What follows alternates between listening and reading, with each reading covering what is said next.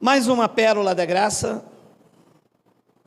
E um abençoado me diz: o senhor é polêmico? Eu digo: eu não. O Evangelho é polêmico. O Evangelho,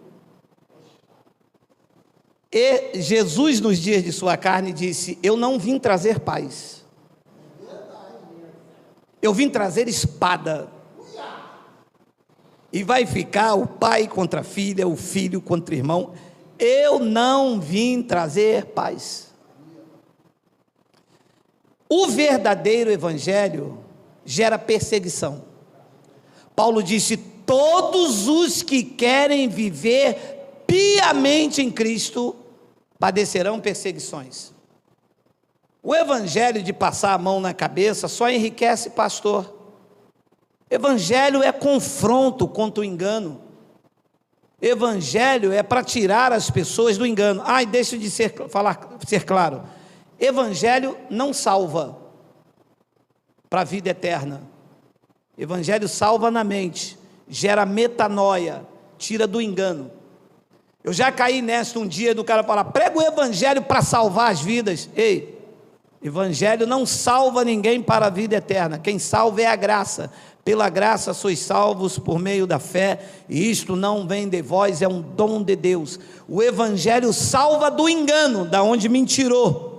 Me tirou do engano, tirou várias pessoas hoje aqui que são a igreja de Cristo, neste canal e nos outros que pregam a graça de Deus. Então deixe-lhe falar uma coisa: já pode tacar pedra, porque ninguém pode chegar perto de mim por causa do coronas do Coviro, não é isso? Não é esse o nome aí do troço ruim?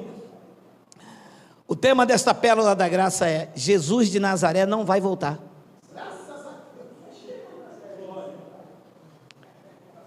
O quê? É isso mesmo, se chegar perto de mim, não pode, tem que ir, a recomendação 1,5 metros, lavar a mão, tudo direitinho. Os irmãos estão aqui da equipe técnica, os irmãos que, está todo mundo longe de mim, ô glória, ô terra. Vamos ler, 15 minutos só, vamos ler. Deixe clarear a mente. Isto aqui não foi escrito hoje de manhã pelo Ministério da Saúde não, tá? Vocês entendem isso? Quando escreveram isto aqui, alguns desses livros foram escritos até depois da crucificação, mas os eventos se reportam para antes da cruz. Tem um aí que não gosta de mim porque ele diz: você ensina tudo errado, eu sou professor da escola bíblica dominical. Quá, quá. No Monte das Oliveiras achava-se Jesus assentado. Então, o evento aqui de Mateus se refere depois da cruz ou antes da cruz? Mesmo que tenha sido escrito depois da cruz, o evento se reporta antes da cruz. Então, portanto, o que está registrado aqui ainda estava na lei de Moisés. Entendeu, professor da escola bíblica dominical? Entendeu, doutor? No Monte das Oliveiras achava-se Jesus assentado. Quando se aproximaram dele, os discípulos em particular lhe pediram: dize-nos, quando sucederão estas coisas, e que sinal haverá da tua vinda e da consumação do século? Pode parar. Olha aí, que coisa. Quem é que eles estavam, os discípulos estavam pedindo um sinal da vinda de quem? De Jesus de Nazaré. Quem é que haveria de vir? Jesus de Nazaré ou Cristo ressuscitado? Eles estavam esperando a vinda de quem? Dele. Jesus de Nazaré, está claro. Ele não disse qual vai ser o sinal da tua vinda quando você ressuscitar. outra pergunta que eu faço nesse evento aqui: a igreja de Cristo está aqui? Não é que só existia sinagoga? Lá em Antioquia, pela primeira vez é que eles foram chamados de cristãos. Esses discípulos aqui viviam a graça de Cristo? Não, eles pregavam a lei.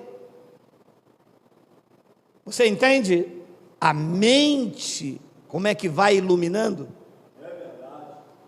Então Pedro e os discípulos perguntaram quando esse Jesus, o de Nazaré, que andava lá em Jerusalém, era ele que viria de voltar para julgar Israel.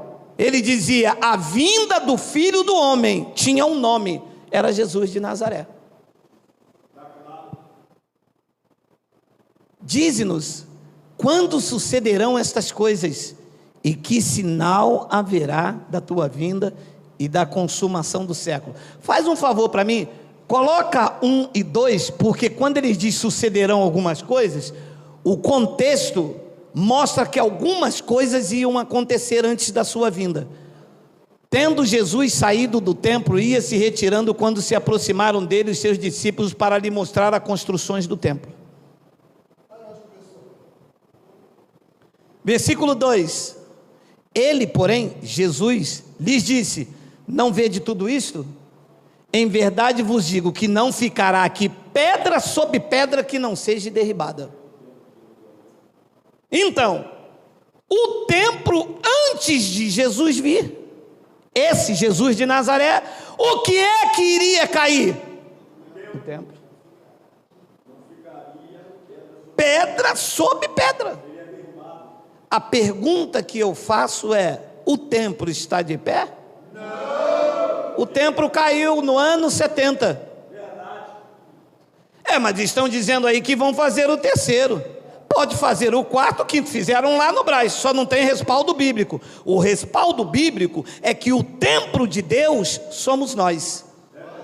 Nós somos a igreja de Cristo. Pode fazer 500 aí, mas não é o dele. Porque ele não habita em templos feitos por mãos humanas. Ele habita em nós, o templo do Espírito Santo. E então Pedro me perguntou quando que iria suceder isto aqui, e quais seriam os sinais da sua vinda. 3, nós já lemos, e 4. E ele lhes respondeu. Então o que ele vai responder aqui? Quais seriam os sinais? Não é isso? Quando as coisas se sucederiam que ele iria vir. Vamos ler. E ele lhes respondeu para os pastores, para os bispos ou para os discípulos que estavam com ele? Para os discípulos que estavam com ele. Vede, que ninguém vos engane. 5. Porque virão muitos em meu nome dizendo: eu sou o Cristo, e enganarão a muitos. Esta palavra Cristo quer dizer ungido, Christos, os ungidos, o Messias. 6. E certamente ouvireis falar de guerras e rumores de guerra. Vede, não vos assustei, porque é necessário assim acontecer, mas isso é o fim. Segure isso aí. Isto aqui ele está falando para o Ministério da Agricultura, para o Ministério da Defesa, ou ele está falando com os discípulos? Para os discípulos daquela geração. Como é que os pastores pegam isto aqui a qualquer acontecimento e diz: Jesus disse, mas disse a quem?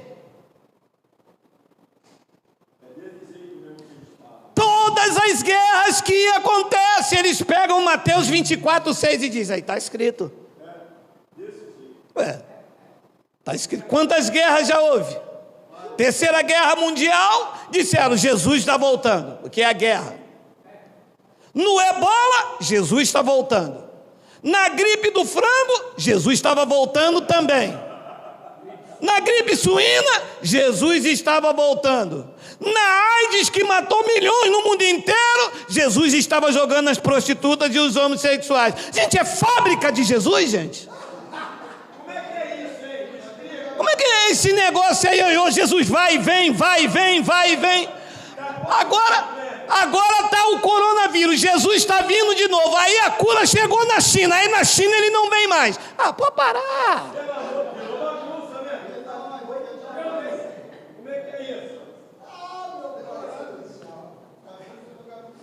E certamente, olha meu amado, olha, e certamente ouvireis falar de guerra, rumores de guerra. Vede, não vos assusteis, porque é necessário assim acontecer, mas ainda não é o fim. 7, porquanto se levantará nação contra nação, reino contra reino, e haverá fomes e terremotos em vários lugares. 8, porém tudo isto é o princípio das dores. 9, então sereis atribulados e vos matarão, sereis odiados de todas as nações por causa do meu nome.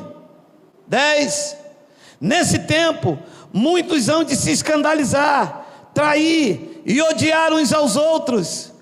11, levantar-se-ão muitos falsos profetas, inclusive muitos deles, Bar Jesus, muitos lá, e enganarão a muitos. 12, e por se multiplicar a iniquidade, o amor se esfriará de quase todos. 13, aquele porém que perseverar até o fim, esse será salvo. Segura aí. Abençoado.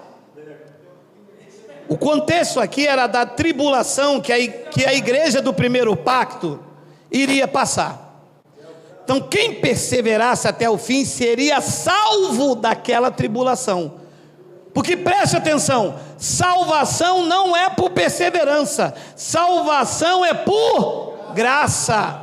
Então quando ele disse será salvo, será livre, terá escape, terá livramento e não salvação eterna.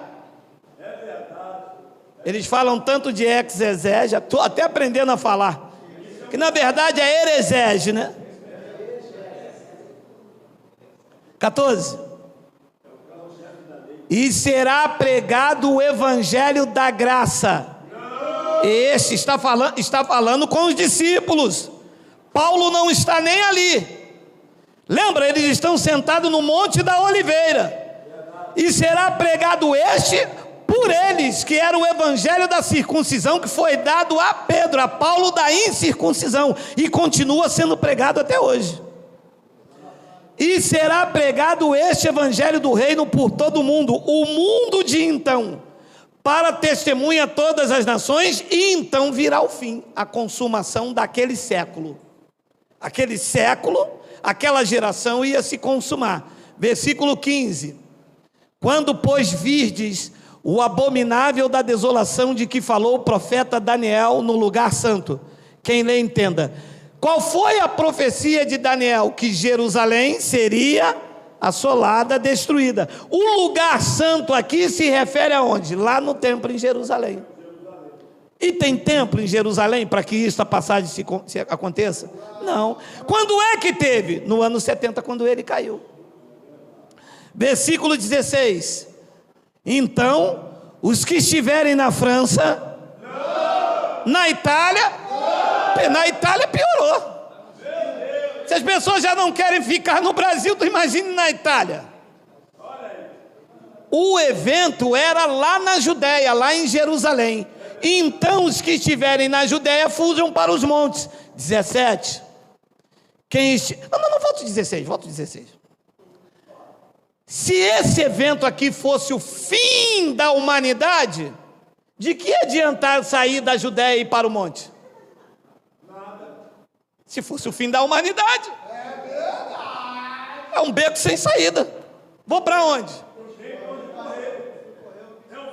É o fim. Só que não era o fim da humanidade, era o fim da Judéia, o fim da Jerusalém. Depois ele diz no versículo 17, quem estiver sobeirado não desça tirar de casa coisa alguma. 18, e quem estiver no campo não volte atrás para buscar a sua capa. 19, ai das que estiverem grávidas da que amamentam naqueles dias. 20, 20. Orai para que a vossa fuga não se dê no inverno nem no sábado. Segura de novo. Por quê? Por quê? Por quê? Porque no sábado, Jesus não pode vir no sábado. Não, o abençoado me disse, Jesus no sábado não pode vir, senão a gente vai fugir para onde? Alô, abençoado, como o evento era para os judeus, e no sábado os judeus não poderiam sair e ir para lugar nenhum, nem varrer a casa. Então, se ele viesse no sábado, não tinha como fugir da Judéia para os montes. Então, este era um evento para os judeus, que guardavam o sábado. Então ele disse, vocês orem, para que a vinda, o juízo dele não aconteça no sábado, senão vocês não podem sair da casa para a Judéia, para os montes. Pois ele diz no versículo 21, porque nesse tempo, quando isto acontecer, preste bastante atenção. Alô, professor da escola dominical, você que diz que não gosta de mim, mas está aí, ó, de quarentena no Geraldo. Assei você. Assou. Geraldo te assou. Porque nesse tempo haverá grande tribulação, como desde o princípio do mundo até agora não tem havido, e nem haverá jamais. Então, nesse tempo aqui, quando acontecesse essa tribulação, haveria outra? Vamos ler. 22. Tem um tempo, todo mundo de quarentena, ninguém vai sair de casa. Ó, deixa eu falar uma coisa para você, hein, vovô. Não sai não, que eu estou de olho em tu, hein. Não tivessem aqueles dias sido abreviados, ninguém seria salvo, mas por causa dos escolhidos, tais dias serão abreviados. 23. Então, se alguém vos disser, eis aqui o Cristo, ou ei-lo ali, não acrediteis. 24. Porque surgirão falsos cristos e falsos profetas, operando grandes sinais e prodígios para enganar, se possível, os próprios eleitos. 25. Vede que vô-lo tenho predito, e os discípulos tudo olhando. 26. Portanto, se vos disserem, eis que ele está no deserto, não saias, ou ele no interior da casa, não acrediteis. 27, porque assim como o relâmpago sai do oriente e se mostra até no ocidente, assim há de ser a vinda do Cristo ressuscitado. Como não? Como não? Ué, a igreja está esperando quem vir? Quem? Jesus de Nazaré. Não, exato, mas foi o que ele disse aos judeus. E nós servimos ao Filho. O Filho do Homem tinha um nome, qual era? Jesus de Nazaré. Quem aí pela internet serve a Jesus de Nazaré, diga amém. Ninguém aí no sofá. Eu vou aí, pela televisão. Nós pertencemos, meu irmão, ao Cristo ressuscitado. Nós não estamos esperando o Filho do Homem. O Filho do Homem veio para julgar a Israel. O juízo começou lá no templo de Jerusalém. Ele usou a espada do general Tito, como era próprio aos judeus acontecer. Deus usou a Babilônia, Egito, usou a espada de Ciro, e iria, naquele momento ali da história, iria usar a espada de general Tito, que entrou dentro do templo, conforme pregou Paulo em 2 Tessalonicenses. O filho da perdição era o general Tito, que entrou no templo, lá em Jerusalém.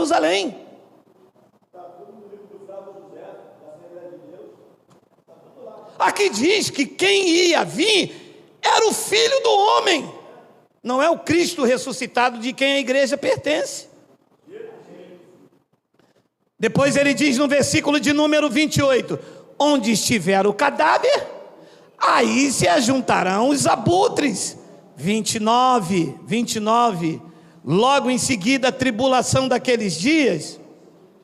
Olha, eu já expliquei isso aqui Tem um vídeo no nosso canal falando sobre isso. Isso aqui diz respeito às autoridades da época. Quando ele diz, na tribulação daquele dia, o sol escurecerá e a lua não dará a claridade, diz respeito aos governantes da época. Tu te lembras quando Deus disse a José, em sonho, o sol e a lua vai se curvar perante você. Você viu o sol se curvar perante José? Você viu a lua se curvar perante José? Quem era o sol e a lua na linguagem judaica? Os seus pais que governavam a sua vida. Era uma linguagem de figura.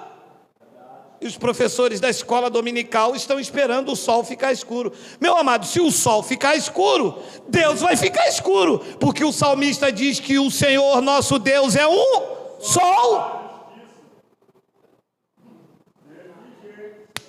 E o senhor aprende isso como? Coisando, na quarentena. Logo em seguida, a tribulação daqueles dias, o sol se escurecerá, a lua não dará claridade, as estrelas cairão do firmamento e os poderes dos céus serão abalados. Eu espirro em você, hein? 30. Então aparecerá no céu o sinal, o Filho do Homem.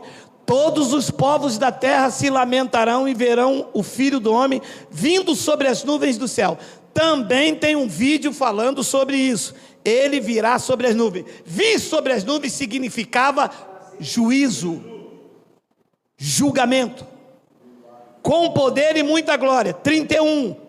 E ele enviará os seus anjos com grande cor de trombeta, os quais reunirão os seus escolhidos que estavam vivendo aquele momento dos quatro ventos, de uma extremidade à outra dos céus. 32. Aprendei, pois, a parábola da figueira. Quando já os seus ramos se renovam e as folhas brotam, sabei que está próximo o verão. 33. Assim também vós quem?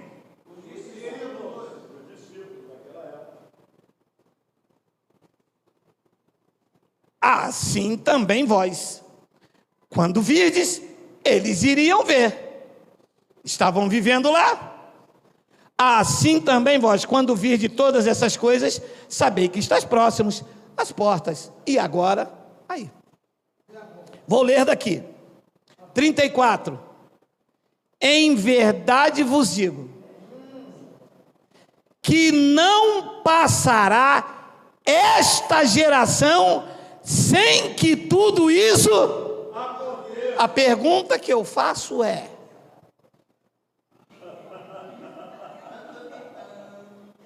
Jesus mentiu? Não. Ele não disse que tudo aquilo que ele disse ali iria acontecer nesta geração ou naquela?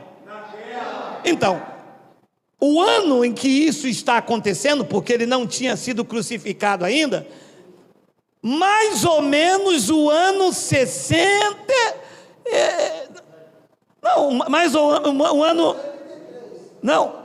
ele morreu com 33 anos, mais ou menos o ano 30, correto? Se ele morreu com 33, vamos supor que seja de 30 a 32.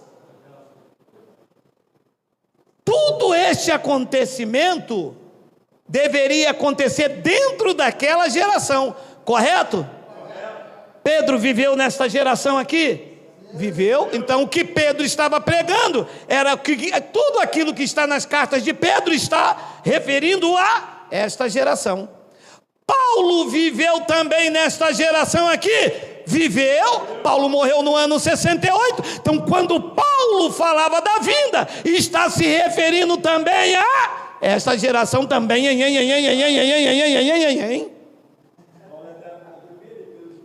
Como é que ele ia dizer que iria vir naquela geração e Paulo dizendo que ia vir nesta? Está em conflito? Mas é que Paulo também está vivendo nesta, Tiago também nesta, João também nesta. E quando você vê as epístolas desses homens dizendo que Jesus vai vir, Eles estão certos, ia vir na geração deles. Ou você tem alguma epístola aí que foi escrita depois do ano 70? Todas as epístolas que tem falando da vinda estão dentro desta geração, escrita no ano 63, 65, 66, 67. Quem foi que escreveu uma outra epístola depois do ano 70? Jerônimo, um dos pais da igreja, disse que o Apocalipse foi escrita no ano 95. Apocalipse 11, para terminar. Versículo 1. Foi-me dado... Apocalipse é João, que está na ilha de Patmos. Que um dos pais da igreja cheirando... É assim que se chamam, pais da igreja, tá? Que eles não foram pais de nada. Pai da igreja é Cristo. Este é João, na ilha de Patmos, colocado lá por Nero. Foi-me dado um caniço semelhante a uma vara e também me foi dito, 2 pontos. Dispõe-te e mede o santuário de Deus. Segura aí. Se o livro de Apocalipse foi escrito no ano 95, que santuário é esse que ele está medindo?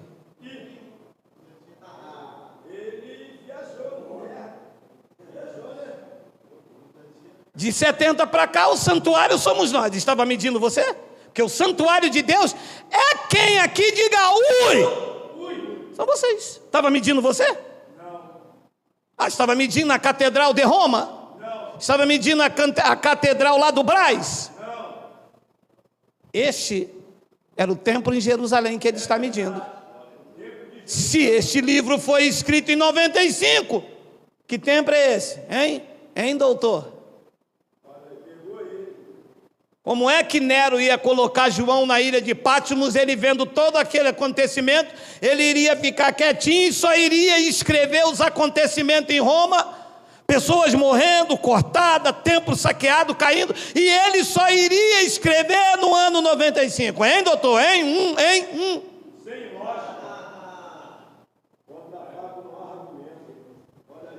Jesus de Nazaré não vai voltar. Hitler matou vários judeus, gritaram, Jesus está voltando. A peste suína acabou com várias pessoas, Jesus está voltando. Nós pertencemos ao Cristo ressuscitado. Ele ressuscitou, está sentado no trono do universo e governa todas as coisas pela palavra do seu poder, e hoje o seu santuário não são os templos feitos por mãos de homens, somos nós, o santuário do Deus vivo. Paulo declarou e declaro eu, não vivo eu, mas Cristo vive em nós. Ele já voltou e mora em mim e mora em você. Você recebe, diga glória a Deus. Vamos dar um lindo aplauso. Vamos.